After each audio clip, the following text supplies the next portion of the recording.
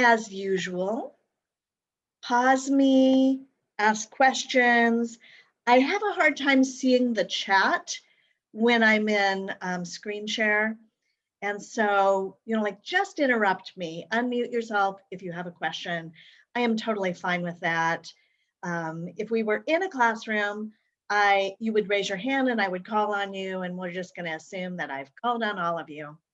So these are the assignments that are due this week, and I'm not counting the essay, which was technically due last Saturday. So that's not on this list. A few of you, I think maybe 10 of you still have to submit that. So on Thursday, there is a short TED Talk about identity. And I think it's approximately 10 minutes. I looked at a few TED Talks on identity. One was 9 minutes and the other was 11. So I'm rounding up I'm choosing the middle number, which is 10, approximately 10 minutes. Watch that and complete the identity wheel activity. And then there's a journal. Because I want you to think about your identity, because so much of what we do moving forward is going to be about that.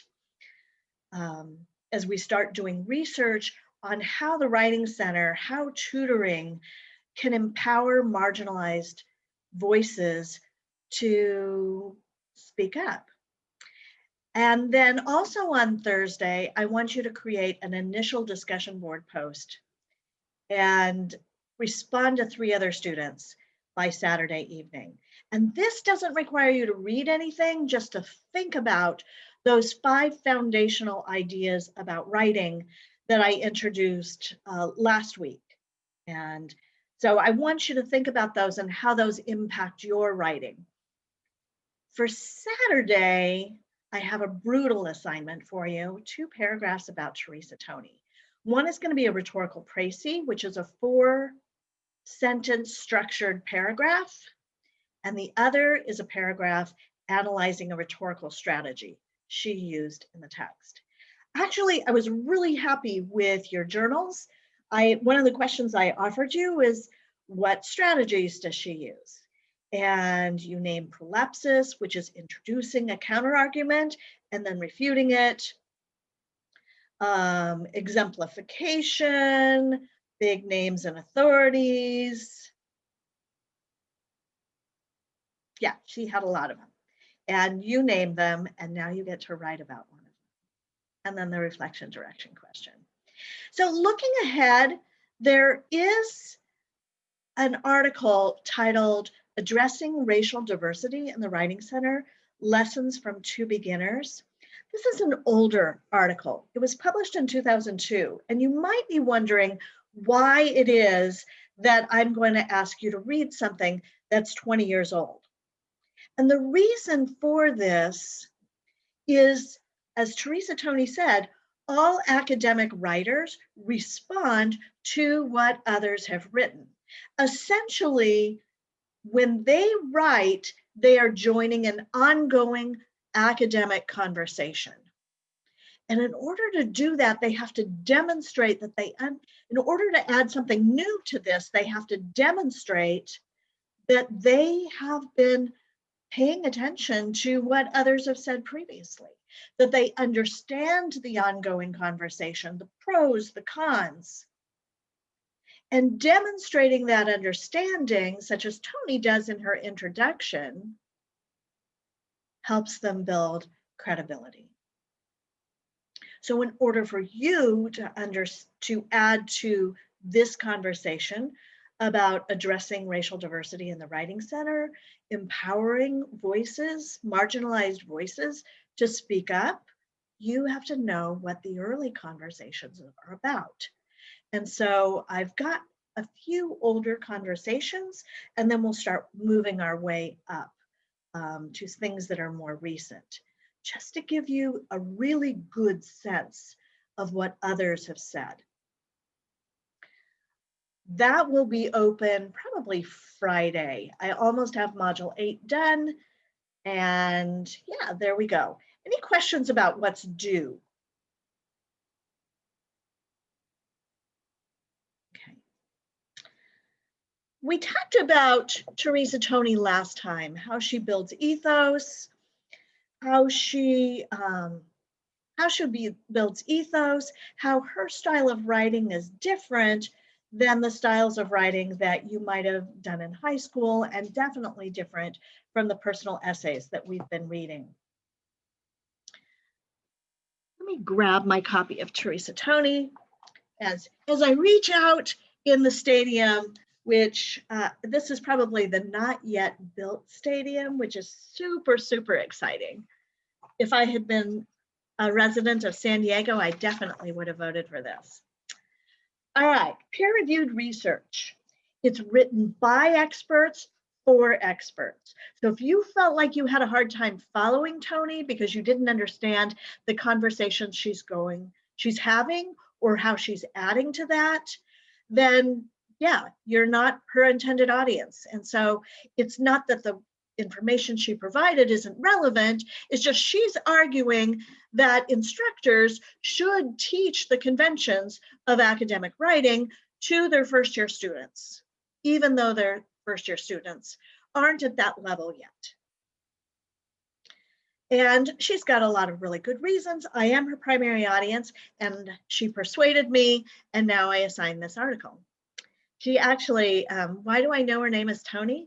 Because I emailed her one Saturday morning and said, hey, I'm making my students read your article, but I don't know how to pronounce your last name. And so she wrote back, you know, like I said, a lot of nice things about the article. And so of course she wrote back almost immediately and told me her name was Thonney.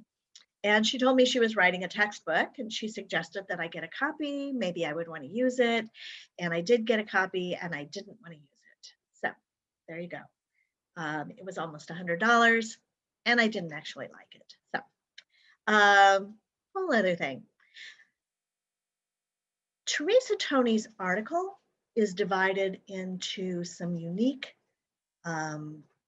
structures. And these structures are unique to this genre of peer-reviewed research.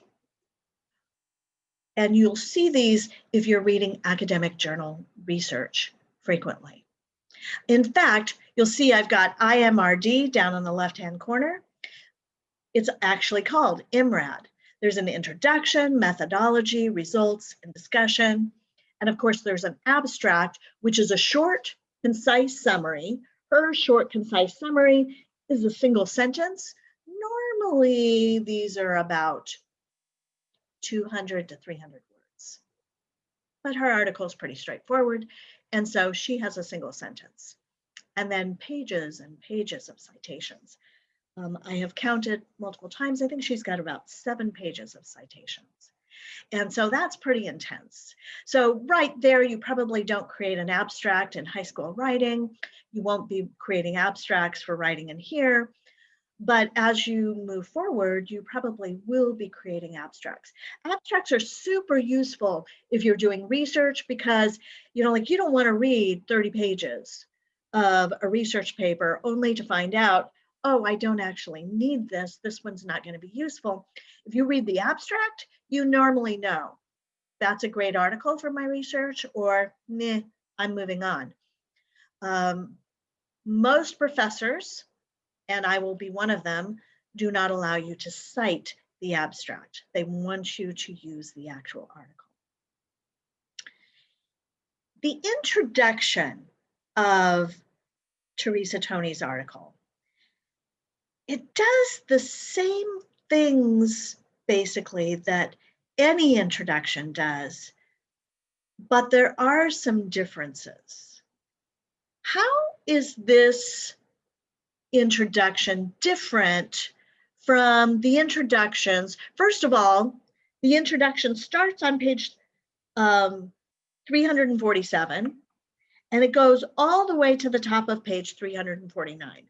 So essentially, it's 2 full pages. How is this introduction different than what you might write for a high school essay? Anybody?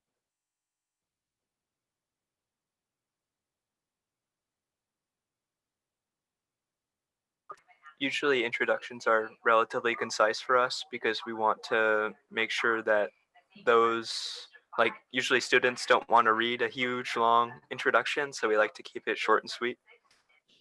Yeah, and I think particularly if you're prepping for an exam, the writing you're going to do is a placement test like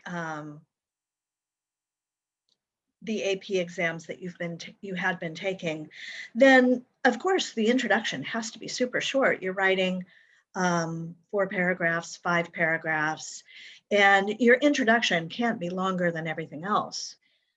But this is a lengthy article, and so she has a full 2-page introduction. Is anything else different about her introduction?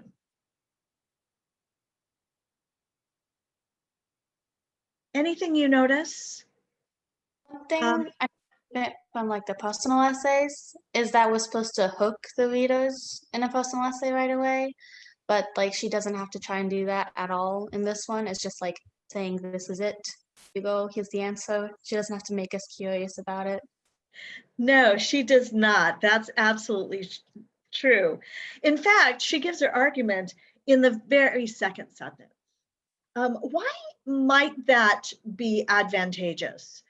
It's not typical, but why might that be useful in an academic journal like this?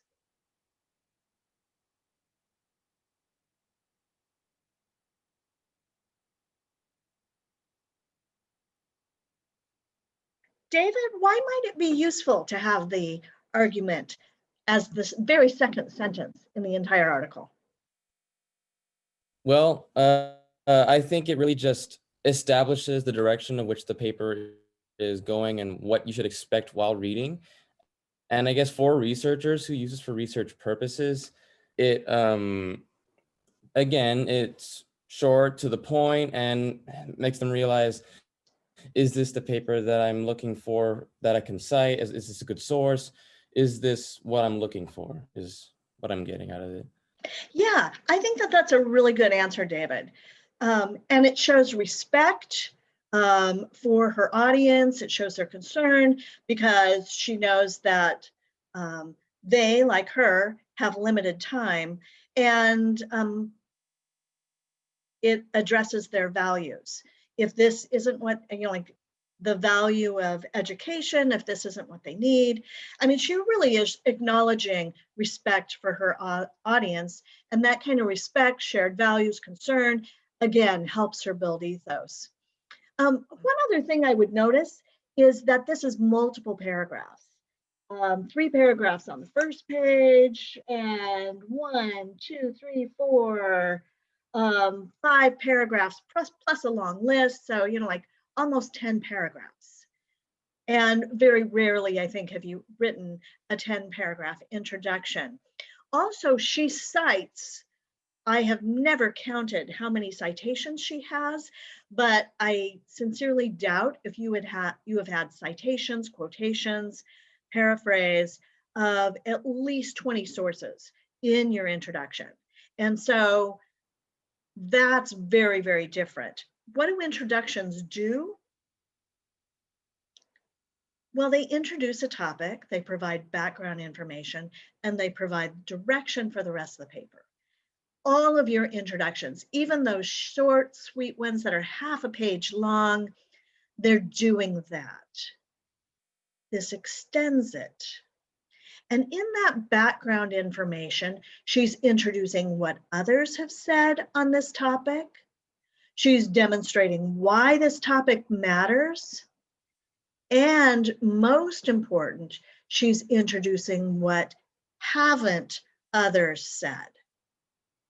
So she said, everybody, they've said this, they've said this, they've said this, but they haven't talked about this. And that creates a gap that she can occupy. So she can demonstrate that she's adding something new to the conversation.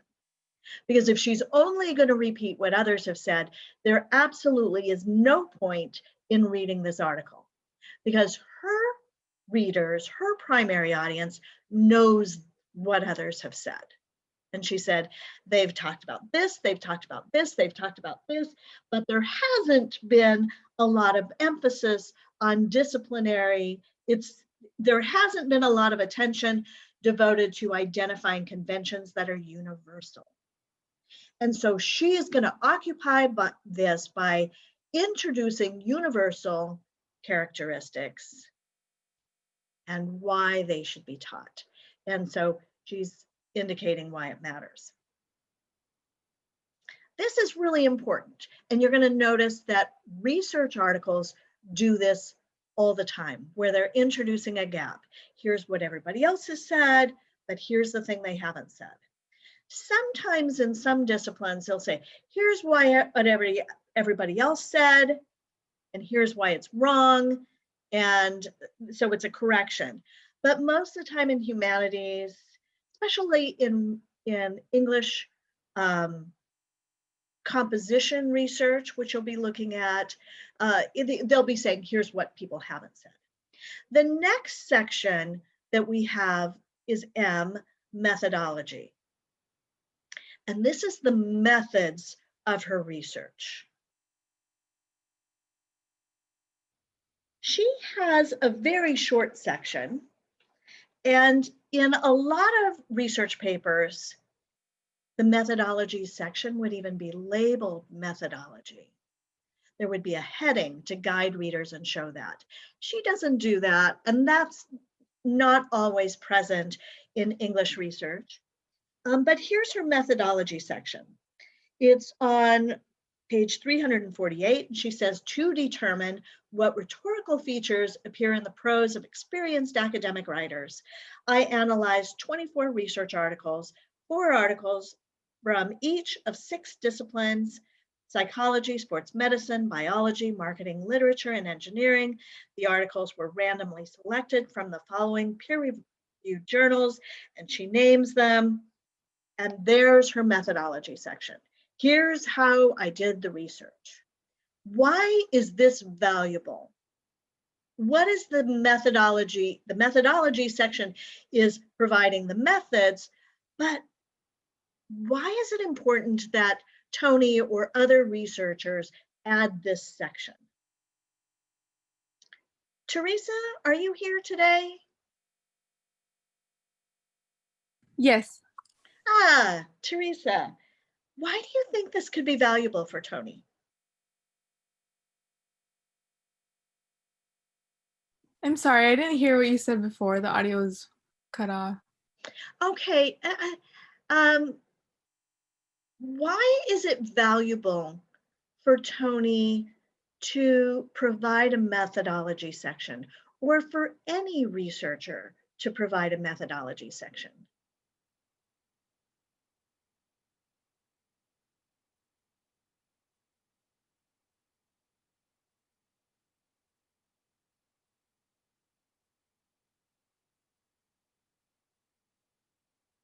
I think we might be having a problem with audio still. Sulema, why do you think that might be valuable? Hi. I think sorry, it was sick. Sorry, I'm a little sick. I think it's valuable because it's necessary, I guess, or it's something that could be useful to the reader, something that it will help them throughout the reading. Yeah, I agree. Reese, can you add to that? Yeah, I was thinking the same thing, that just kind of guides the readers through the essay and sort of helps them navigate where they can find certain sections. Yeah, definitely.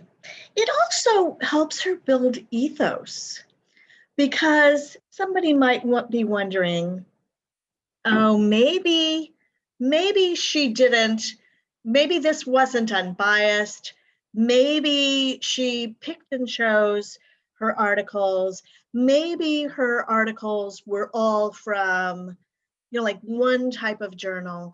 But by providing the methodology section, she allows them to do their own research and use the same methods, or to question her methods, like maybe there's a better way to do it.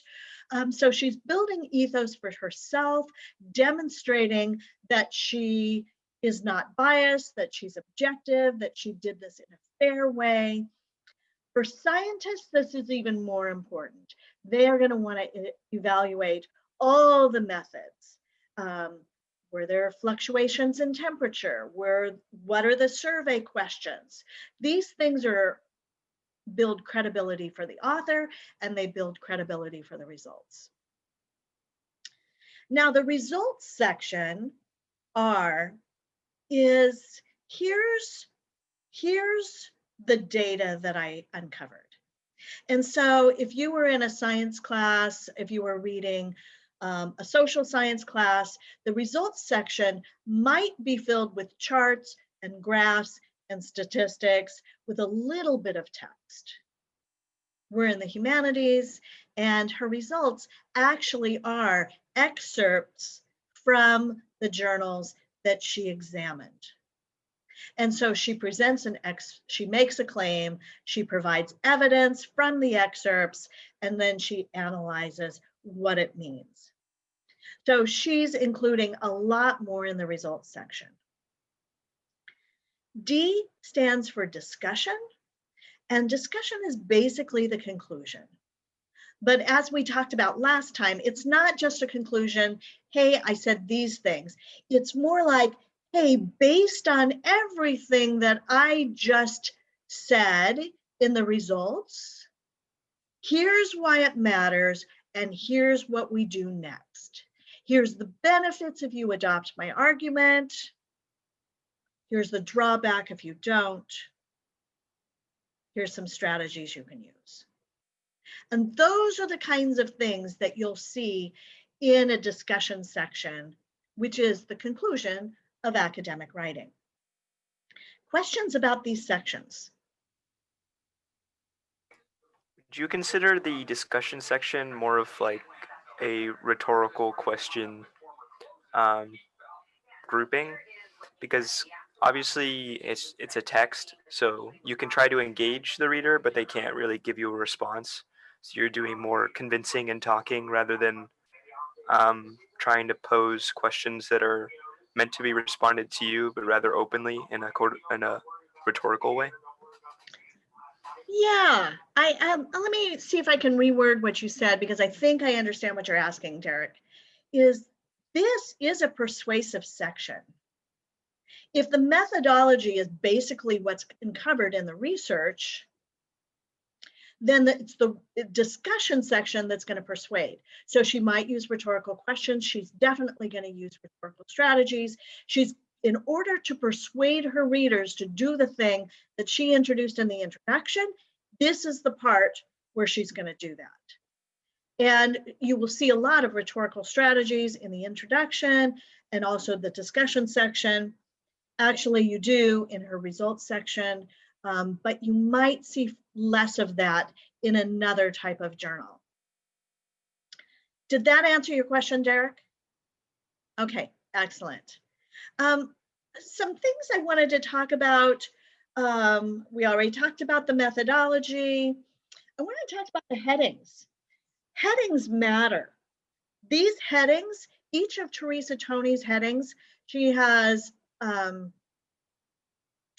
each of her 6 conventions, and basically here's what this section is going to be about.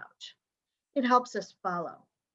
In a more scientifically oriented research journal, you would see introduction, methodology, results, discussion, and they would have those headings and maybe some subheadings. But this is one of the really, really helpful parts of an academic journal article, is that the headings are there to guide us. And there is a lot of really overt meta discourse, analysis, guiding. She's setting it up so we can follow. So lots of words like therefore, or however, or as a result. Why study these conventions? I think that this is really important. that you know why I give you these. Tony cites Diller and Oates. I actually don't know who Diller and Oates are. She says, no first student is expected to write like discipline insiders when writing in entry-level courses that are pre-disciplinary in both theory and practice. Nobody expects you to write like Teresa Thonney. She says, but research indicates students are rewarded when they produce prose that resembles that of academic writers. Why? How are you rewarded?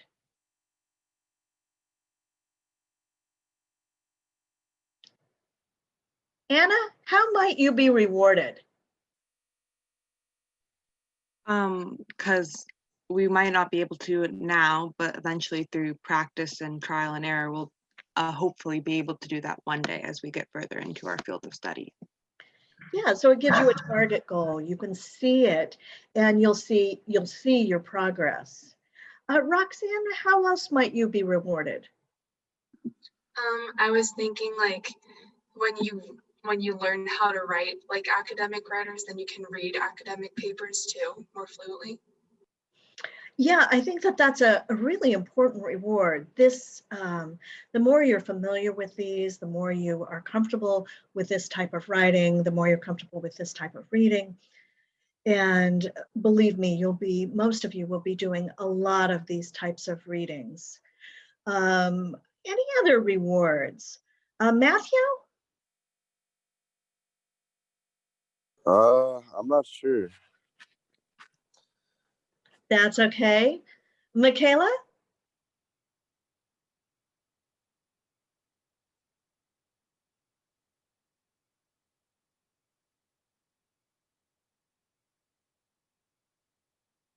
Amaru?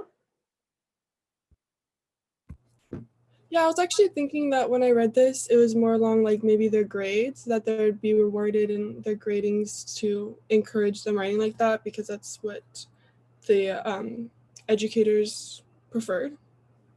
Yeah, a lot of times it will improve your grade.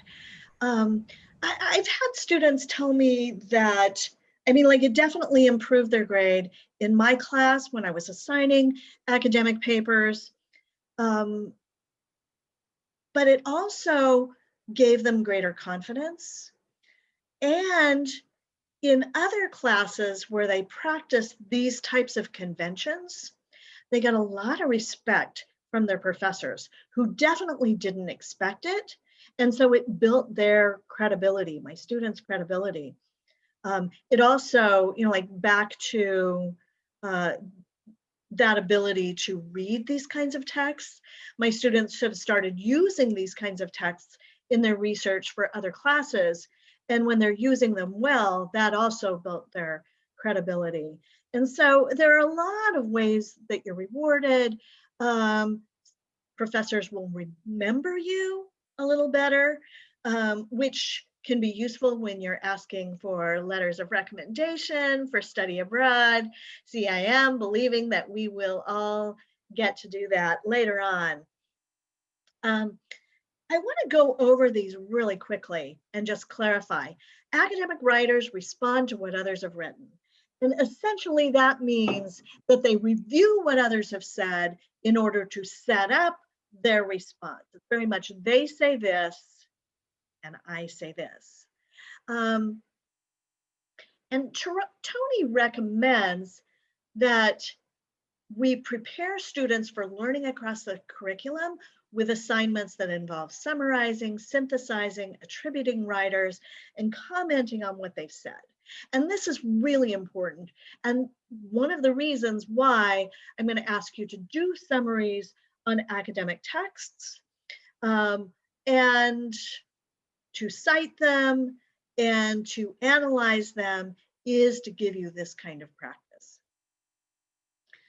Academic writers also state the value of their papers, the value of their writing, and announce the plan for their papers. Very much. In this essay, I will examine. Several of you noted that you would not have been allowed to write like that in high school. Your professors would have frowned on that. And in fact, we see Teresa Thonney doing this all the time. And so when we start writing more academic papers, I will not frown on that. I will say, this is a characteristic of academic writing, and I'm really happy you're using it. They also state the value of their papers. And she notes that when you know the value of your paper and you can demonstrate it in your writing, implicitly or explicitly, it makes your writing stand out. And if you don't know the value of what you're writing about, that's going to show in your writing. She also notes that they acknowledge that others might disagree. And of course, you've been taught to introduce a counter argument in your papers, but that's not what she's talking about. She's talking about the use of qualifiers. Qualifiers are words that, or they're also called hedges, and they're words that make things not absolute. So instead of saying, this is true, you might say, or instead of saying research proves, you might say research suggests that this may be true. And I know several of you in your journals, you noted that that seemed counterintuitive. Why would you want to do that? Why would you want to leave a little bit of doubt in there? And let me give you this example.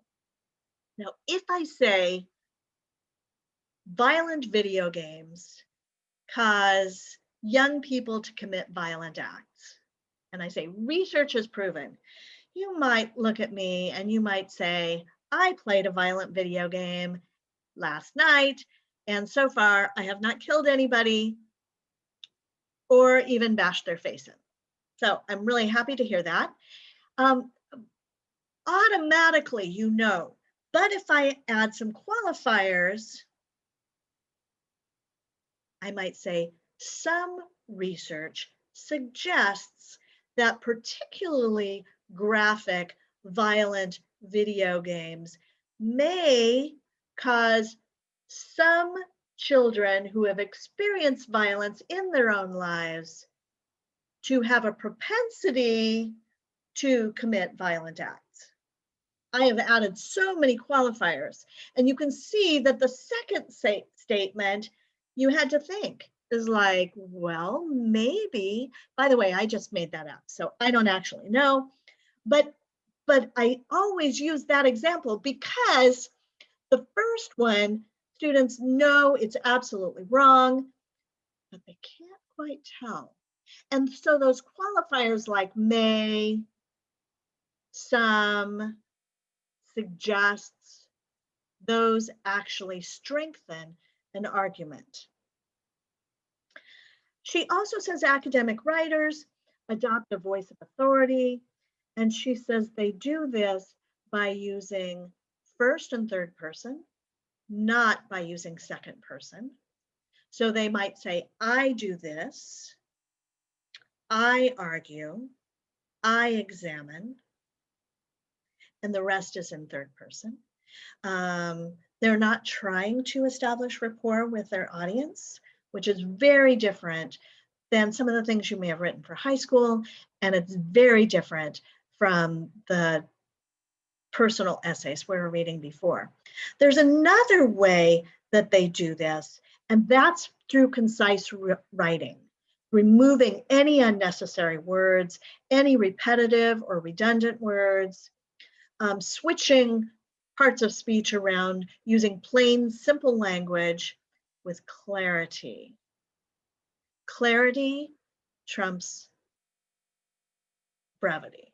So let me show you some examples. These are mostly taken from Thonney. If you might be tempted to state meniscal healing, that was incomplete. And by moving some words around and eliminating them, you can say incomplete meniscal healing. So the adjective goes in front and you're done. Sociologists and geographers who are feminists, just feminist sociologists and geographers. Or an outdoor site that is exposed, exposed outdoor site. But here's one that I often see with students. She is making the claims that you can shorten it just by she claims. And writing concisely strengthens your writing. It makes it more clear. It makes it to the point, and it also builds you authority. We could even say that that is a rhetorical strategy. They also use academic specific vocabulary in the form of lexical bundles. She claims, according to blank, as a result, to, however, in conclusion, these kinds of phrases you're going to see all the time in academic writing. And as you get used to them, you will use them in your own writing. In fact, you probably have started to do that. Academic writing emphasizes evidence, often in tables, graphs, and images. And yeah, anything else you want to say about Tony before we move on?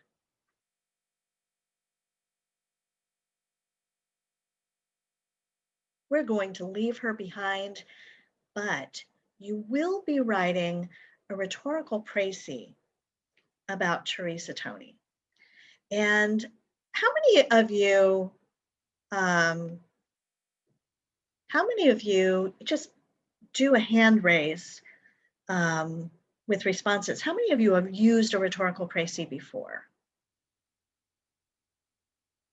Anna, Amaru, Mari.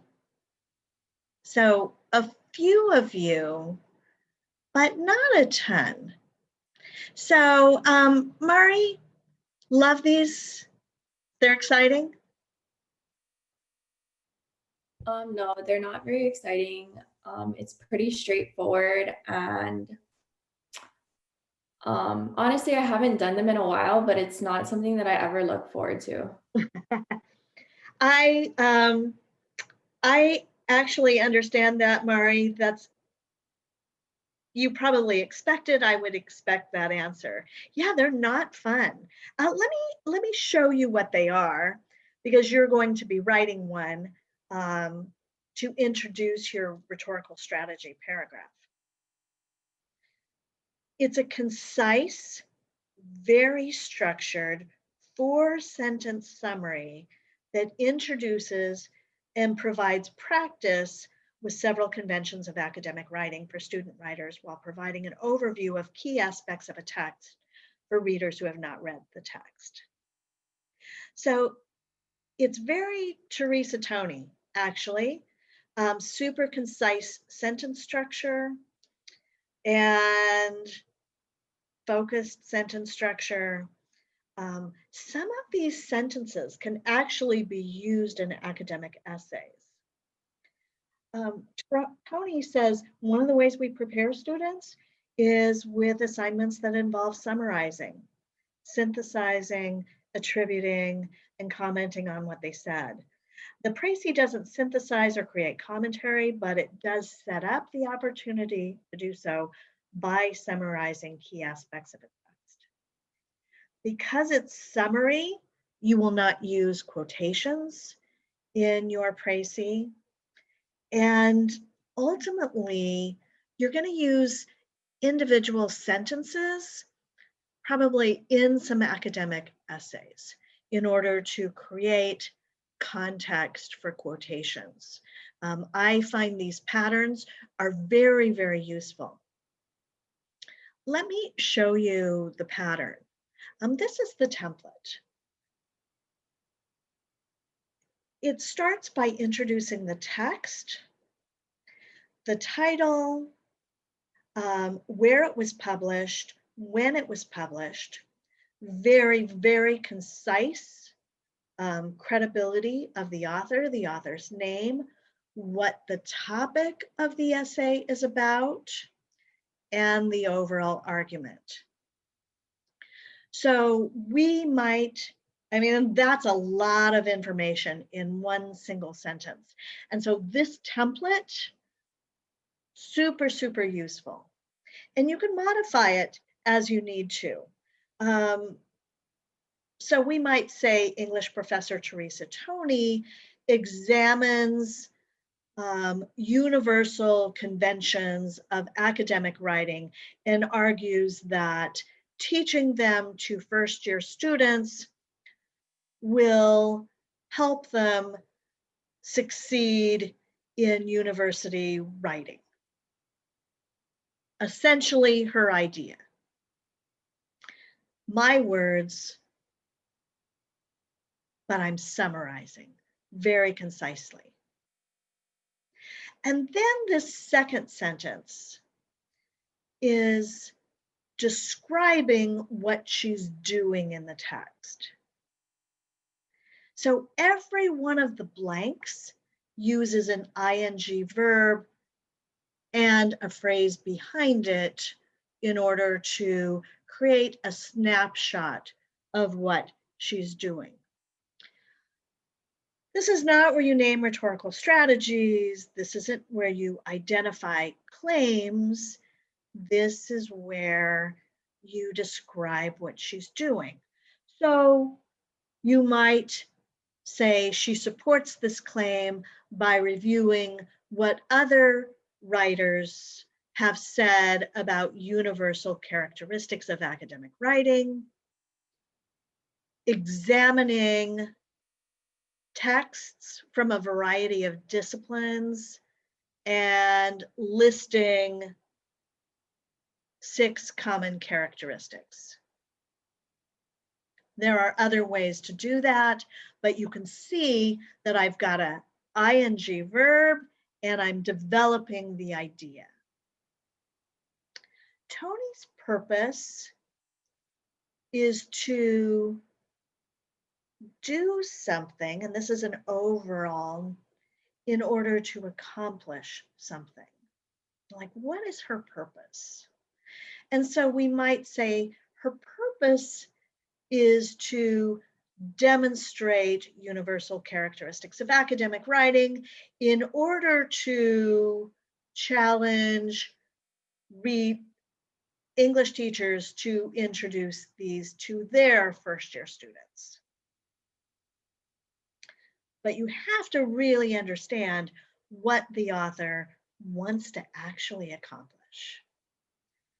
And then finally, she adopts a blank tone in order to persuade, and then a concise description of the primary audience. So I hate informative tone, but that's pretty much what this is: an academic tone, an objective tone in order to persuade English teachers who want to help their students succeed. Very, very concise. Questions about any of these sentences?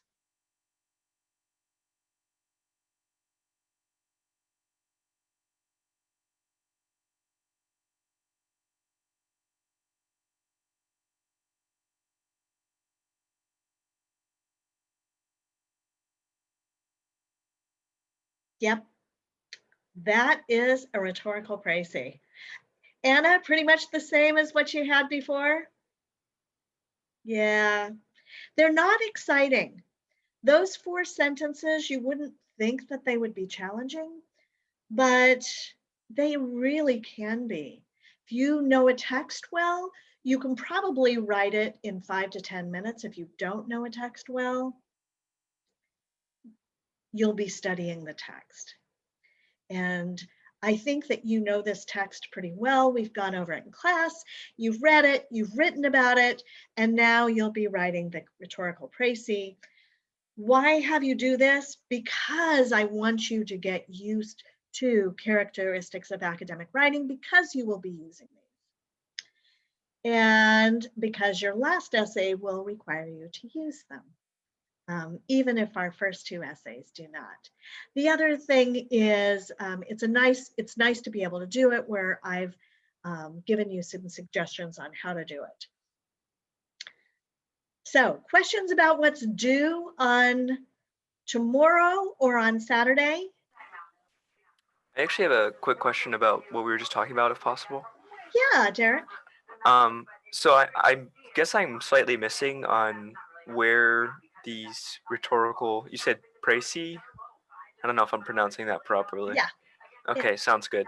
Like where they would be placed in some of the writings that we would be doing? Well, for now, you're just writing these. In the last essay, well, in your second essay, which is a research essay, you'll be introducing research and you'll be introducing sources. So you might use the first sentence. You might even add a portion of the second sentence. You might describe what an author is doing in order to introduce a claim.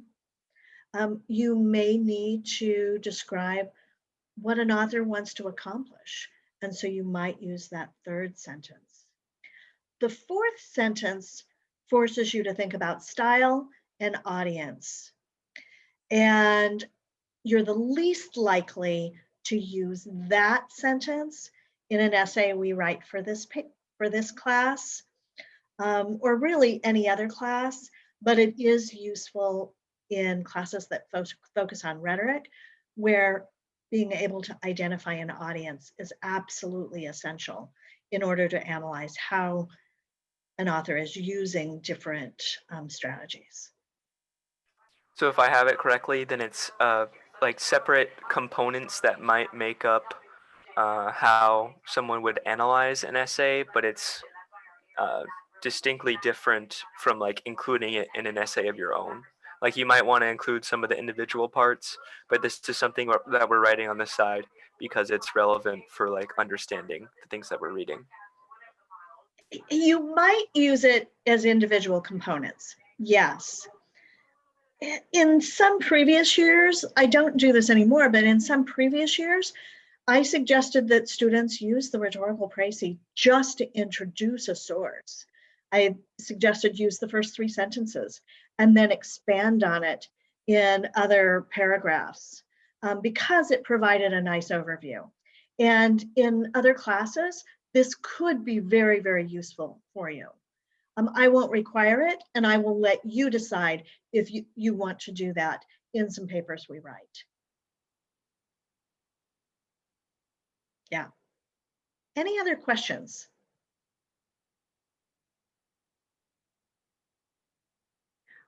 Well, then that's all I've got. And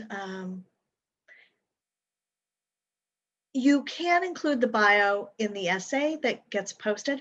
Oh, one other thing that I wanted to mention, I didn't put into the slideshow, is the pictures we use for our book cannot be copyrighted. This is a really, really important concept. And so your own photographs are useful, but you can also find uncopyrighted papers on Unsplash and on Flickr. And we do have to create an attribution to the author or to the photographer in our book. But we want to honor copyrights. And so if you're finding your images on Google Images, which I love, they're not all copyright free. And so we want to make sure that they're copyright free. The other question Drea asked about the bio, you can include it on the essay you submit, and I'll give you feedback. We'll talk more about that next week. We're going to be multitasking as we move forward. So, any other questions? Yeah. So with the images, we can't have them copyrighted, right? So for my essay, I already have a couple images like integrated within, and I submitted it already. Could I be able to? Sorry, you go first. Tuan, that's totally fine. Okay. I can, because it's a Word doc, when I go to create, it, I can eliminate those. And I'll just post a discussion board that allows you to create a different image. Things I was thinking about, I told you some of this I've never made a book before. And so some of the things I feel like I'm making up as I go along, but I'm always super, super patient with students when I'm doing that, because I feel bad for giving you contradictory information. as I learn more things. And so it always benefits you. So for now, I should just like wait until the new discussion post gets posted. Yeah, Okay, cool. totally fine. Okay, it's 11:52. I'm sorry to keep you over the time. I know you have a long time to walk to your next essay. If you didn't submit a bio already, that's fine too. Most things are fine. What I want is your essay. So, all right. Have a great rest of your week. Have a great weekend. I look forward to reading all your papers. I'll stick around for a little bit if you have more questions. Bye, everyone. Bye. Enjoy Bye-bye. a good day. I think I recall us submitting